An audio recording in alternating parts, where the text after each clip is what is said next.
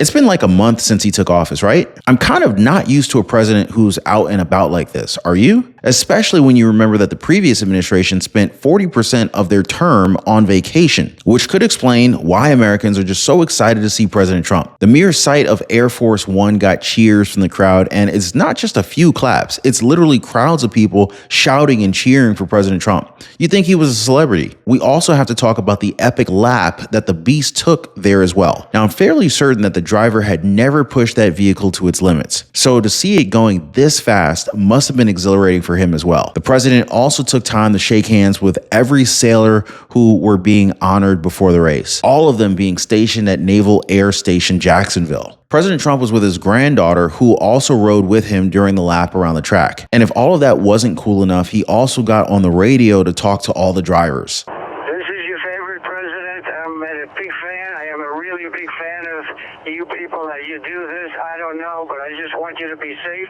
You're talented people, and you're great people and great Americans. Have a good day. Have a lot of fun, and I'll see you later. The expected the arrival of President Trump. We showed you Air Force One, his motorcade. The beast here is at on the Daytona loose. International Speedway. You maybe hop in to take him around the speedway 2.5 miles for just a few before we get started. If Jamie Little gets through security, she'll be able to talk with him coming up here in just a moment. The American people are ecstatic to have a president who actually shows up. Air Force One does a flyover at the Daytona 500. Multiple jets erupt between the hockey teams for USA and Canada, and House Minority Leader Hakeem Jeffries gets handed the truth about President Trump's popularity despite their attacks. Now, we've got a lot to talk about in today's video, so let's go back to the Daytona 500 real quick. Appreciate y'all hitting the like button. Thank you so much for subscribing. Margaret Brennan may have just ended her last days of interviewing politicians. In an interview with the U.S. Secretary of State Marco Rubio, Brennan asked something related to free speech. Here, listen to this. I want to ask you about what happened in Munich, Germany at the security conference. Vice President Vance gave a speech, and he told U.S. allies that the threat he worries about the most is not Russia. It is not China. He called it the threat from within, and he lectured about what he described as censorship, mainly focusing, though, on including more views from the right. He also met with the leader of a far-right party known as the AfD, which, as you know, is under investigation and monitoring by German intelligence because of extremism. What did all of this accomplish other than irritating our allies? Well, why would our allies or anybody be irritated by free speech and by someone giving their opinion? We are, after all, democracies. The Munich Security Conference is largely a conference of democracies in which one of the things that we cherish and value is the ability to speak freely and provide your opinions. And so I think if anyone's angry about his word, they don't have to agree with him, but to be angry about it, I think actually makes his point. I thought it was actually a pretty historic speech, whether you agree with him or not. I think the valid points he's making to Europe is we are concerned that the true values that we share, the values that bind us together with Europe, are things like free speech and democracy and our shared history in winning 2 world wars and defeating Soviet communism and the like. These are the values that we shared in common. And in that Cold War, we fought against things like censorship and oppression and so forth. And when you see backsliding and you raise that, that's a very valid concern. We can't tell them how to run their countries. He simply expressed in a speech his view of it, which a lot of people frankly share. And I thought he said a lot of things in that speech that needed to be said. And honestly, I don't know why anybody would be upset about it. I understood what Vice President Vance wanted to say. Secretary Rubio misunderstood what the VP meant. And I'm pretty sure that all of you who watched his speech, you know what he was talking about. But of course, common sense isn't a real strong suit for these leftist journalists, because instead of understanding what Secretary Rubio was saying, she doubled down, suggesting that free speech was used to conduct genocide. Now, I wish I was kidding, but they put this up on their freaking channel. Well, he was standing in a country where free speech was weaponized to conduct a genocide. And he met with the head of a political party that has far-right views and some historic ties to extreme groups. The context of that was changing the tone of it. And you know that the censorship was specifically about the right. No, I have to disagree with you. Free speech was not used to conduct a genocide. The genocide was conducted by an authoritarian Nazi regime that happened to also be genocidal because they hated Jews and they hated minorities and they hated those that they had a list of people they hated, but primarily the Jews. There was no free speech in Nazi Germany. There was none. There was also no opposition in Nazi Germany. They were a sole and only party that governed that country. So that's not an accurate reflection of history. She's got to be kidding, right? Because this is by far one of the worst interviews I've seen from CBS. And we know that there's a lot of bad ones to choose from. But to say that free speech was weaponized to conduct a genocide, like, that's a whole nother level of stupid. I almost want to give her a round of applause for that one. And it's evident to all of us that she just doesn't know what the heck she's talking about. She just wants to try and make Vice President J.D. Vance look as bad as she can going against censorship. It's becoming much more difficult for Democrats to avoid the wins of President Trump. In fact, they're being asked about it on ABC News of all networks, which forced House Minority Leader of the Democratic Party, Hakeem Jeffries, to go to their favorite weapons, the art of deflection and distraction. Donald Trump's favorability rating is actually higher than it ever was the first time around. Let me ask you, a recent poll by Marquette looked at several of the things that he has done or says that he is going to do, and 63% favor federal government's recognition of only two sexes, 60% favor deporting immigrants who entered the United States illegally, 60% favor expanding oil and gas production, 59% favor declaring an emergency at the southern border. Is there anything you are seeing that Trump is doing that you are in favor of, that you think is the right thing? Let me say, as it relates to all of those issues, we're just at the beginning. And the core promise that Donald Trump made is that he's going to lower costs for everyday Americans. In fact, we were told that grocery prices would go down on day one, on January 20th. Costs aren't lower. In fact, costs are increasing. The price of eggs is skyrocketing out of control. Inflation is on the way up. That was the core promise that's been broken. With respect to immigration, listen, we have to secure the border. We have a broken immigration system, and we need to fix it in a comprehensive and bipartisan way. At the same period of time, as Democrats, we're going to protect dreamers, protect farm workers, and protect families who help our communities across the country thrive. So I'm sure you saw Speaker of the House Johnson say the Democratic Party has no leader right now. You might expect it from him to say something like that. But your colleague, Don Beyer, big supporter of yours in the House, basically said the same thing. He said, we're still looking for that national spokesperson. And it could be that Hakeem, you, becomes that national voice. It hasn't happened yet. So are you effectively the leader of the Democratic Party nationally right now, the main spokesperson? It's my honor to be House Democratic leader, and we're going to continue to work together in an all-hands-on-deck effort to push back against the far-right extremism that is being unleashed on this country with record velocity. We've got to fight in the courts, push back in the Congress, and continue to push back in the community. These Democratic leaders love bending the truth, don't they? But as far as the president goes, he told us that he'd move immediately to try and lower prices on day one. He didn't say that prices would go down on day one. He still has to deal with the economy that the previous administration left him with. And if you noticed, Hakeem Jeffries didn't acknowledge the fact that Americans are actually happy with what the current administration is doing right now. He talks about a secured border when they left it wide the heck open for the last 4 years. It wasn't until President Trump came along that it's now become secured. Remember that it was these officials, which includes former President Biden and former Vice President Kamala Harris, that said that the border was secured. And now that they have Hakeem Jeffries on ABC saying that we need to secure our borders, like, what the heck? Where were you for the last 4 years? They only switched up their act when they realized that the American people were aware of what was really happening. That and the fact that voters made this a top concern. And Hakeem Jeffries should really kind of save this kind of criticism for another day, because it just shows how desperate they are. Listen to what the president said recently about inflation. I've been here for 3 weeks. And when you saw the inflation numbers, I've been here for 3 weeks. I have had nothing to do with inflation. This was caused by Biden. I had 4 years of virtually no inflation. So I'm just taking over. But I'll tell you what, this country has made more progress in the last 3 weeks than it's made in the last.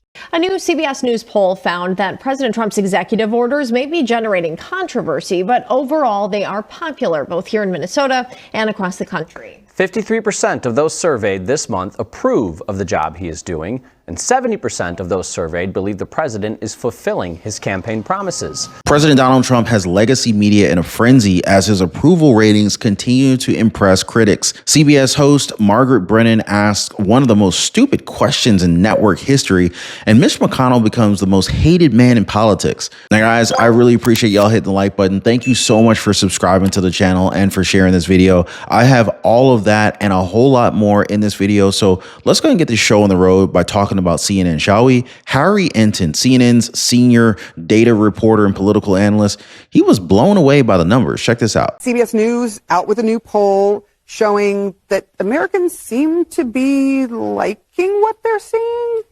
But it's a mixed bag. Yeah, I mean, look, but it's not just CBS. You know, I like to take an average of the polls.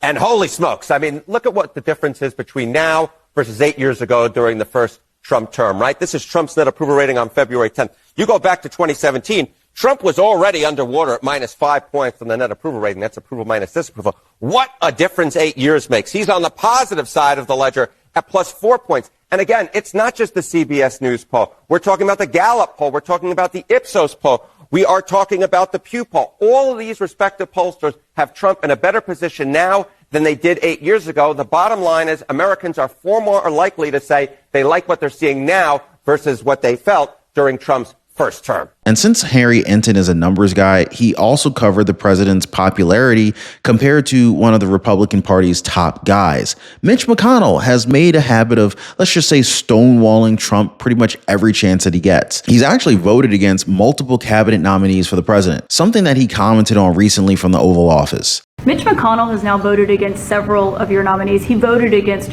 RFK Jr. as the next health secretary, citing conspiracy theories. What's your reaction to that? Well, I feel sorry for Mitch. And I was one of the people that led. He wanted to go to the end and he wanted to stay leader. He's not equipped mentally. He wasn't equipped 10 years ago mentally, in my opinion. He'd let the Republican Party go to hell. If I didn't come along, the Republican Party wouldn't even exist right now. Mitch McConnell never really had it.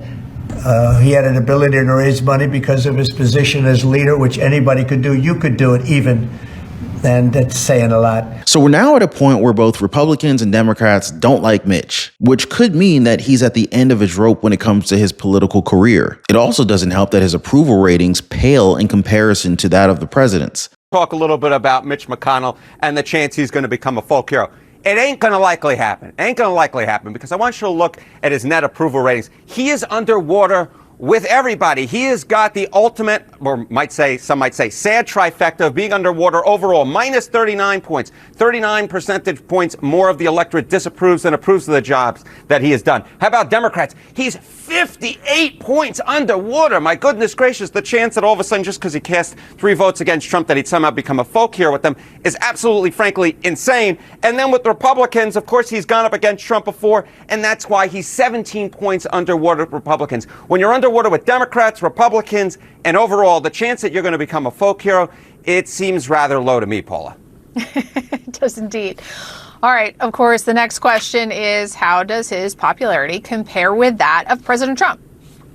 Yeah, so, I think Donald Trump will like these numbers. All right, so let's take a look. This is the net approval rating I got overall and I got with Republicans. Look how much higher Donald Trump is overall versus Mitch McConnell. Look at that. Trump is on the positive side of the ledger at +3. Mitch McConnell, of course, underwater overall at -39. So Trump is 42 points higher than Mitch McConnell is overall. Among Republicans, of course, Donald Trump very popular there with a +82 point net approval rating. Of course, Mitch McConnell, again, underwater at -17. So you do the math quickly here, 82, 17. That is nearly 100 points higher that Donald Trump is net approval rating wise with Republicans than Mitch McConnell is. The bottom line is that when it comes to the popularity battle, Donald Trump comes out way, way, way ahead of Mitch McConnell. And he wasn't kidding when he said that we're going to keep winning. Case in point with Team USA going against Canada in a hockey matchup. Canada's fans were extremely disrespectful to our national anthem, and I think that this fired up our team even more. As a tariff dispute with Canada heats up, relations with the U.S. are increasingly on ice.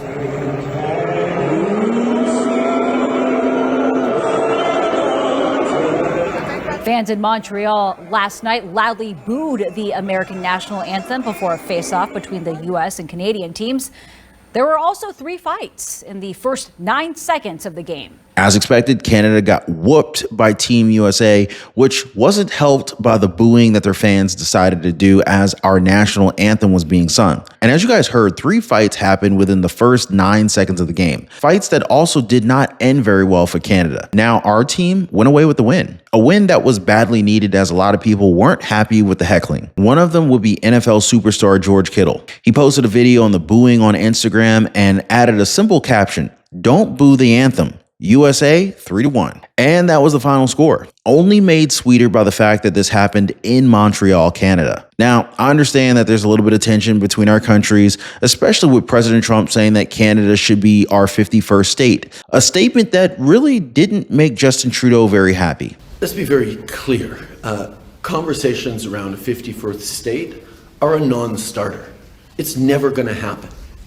But we have to take seriously what the president is saying and fold that into our thinking as we continue to stand up for Canada. Following up on Ashley's point, when Mr. Trump started talking about Canada being a 51st state, your government's original response was to say that it was a joke. Now you're saying that this is a real thing. Can you take us into your mindset? What was the moment that made you switch from thinking it's a joke to a real thing? I don't think there's a switch. I think, as I've said unequivocally from the beginning, there's not a snowball's chance in hell that Canada will ever be the 51st state. Well, I'm joined now by the President of the United States. Mr. President, 5 years ago, we were standing in this very spot. What brings you back to the great American race? Well, I think it's fantastic. It's great for the country. Our country is doing well again, and we have spirit all over the world. There's spirit again. We brought it back, and it's been less than 4 weeks. So you'll see what we do in a little period of time. It's going to only get better, but this is very exciting. You brought your granddaughter. I know some of your other family members are here. You get to take a ride around in the Beast. What is that like? I'll let you know in about 2 minutes because they're going to be going quite quickly, I understand. And you just got to meet some of the drivers. Are you going to get on the radio again and talk to them before the start of this? And I say they have a lot of courage doing this. I see it, and I've been here, and they have a lot of guts, as they would say. From our nation's capital. Caitlin, what does that mean? What's George Soros trying to do with the immigration crisis? Good morning. Okay, so George Soros is this foreign-born left-wing guy who essentially wants to change the nature of our country. And in this data dump, one of the memos was about the refugee crisis. And they made 3 points. They think that they've been successful at influencing immigration policy across the world. They think that the refugee crisis is an opportunity to continue doing so. And they think the refugee crisis is the new normal. And George Soros is this guy who is a staunch advocate for open borders. He wants people to be able to go wherever they want, whenever they want, for whatever reason. And for him, he sees this immigration policy, this crisis, as a vehicle to further his immigration agenda. Now, this was before she became a pundit for the leftist agenda, making millions of dollars per year as she became a star on CNN. What's that old saying about money changing people? Anyway, so moving on, let's talk about Vice President J.D. Vance and his sharp attack on European leaders. This is what J.D. Vance had to say during the Munich Security Conference. Watch. And unfortunately, when I look at Europe today, it's sometimes not so clear what happened to some of the Cold War's winners. I look to Brussels, where EU commissars warn citizens that they intend to shut down social media during times of civil unrest the moment they spot what they've judged to be, quote, hateful content. Or to this very country, where police have carried out raids against citizens suspected of posting anti-feminist comments online as part of, quote, combating misogyny on the internet, a day of action. I look to Sweden, where 2 weeks ago the government convicted a Christian activist for participating in Koran burnings that resulted in his friend's murder. And as the judge in his case chillingly noted, Sweden's laws to supposedly protect free expression do not, in fact, grant, and I'm quoting, a free pass to do or say anything without risking offending the group that holds that belief. And perhaps most concerningly, I look to our very dear friends, the United Kingdom, where the backslide away from conscience rights has placed the basic liberties of religious Britons in particular in the crosshairs. A little over 2 years ago, the British government charged Adam Smith Connor, a 51-year-old physiotherapist and an Army veteran, with the heinous crime of standing 50 meters from an abortion clinic and silently praying for 3 minutes. Not obstructing anyone, not interacting with anyone, just silently praying on his own. And after British law enforcement spotted him and demanded to know what he was praying for, Adam replied simply, it was on behalf of the unborn son he and his former girlfriend had aborted years before. Now, the officers were not moved. Adam was found guilty of breaking the government's new buffer zones law, which criminalizes silent prayer and other actions that could influence a person's decision within 200 meters of an abortion facility. He was sentenced to pay thousands of pounds in legal costs to the prosecution. Now, I wish I could say that this was a fluke, a one-off crazy example of a badly written law being enacted against a single person. But no, this last October, just a few months ago, the Scottish government began distributing letters to citizens whose houses lay within so-called safe access zones, warning them that even private prayer within their own homes may amount to breaking the law. Naturally, the government urged readers to report any fellow citizens suspected guilty of thought crime.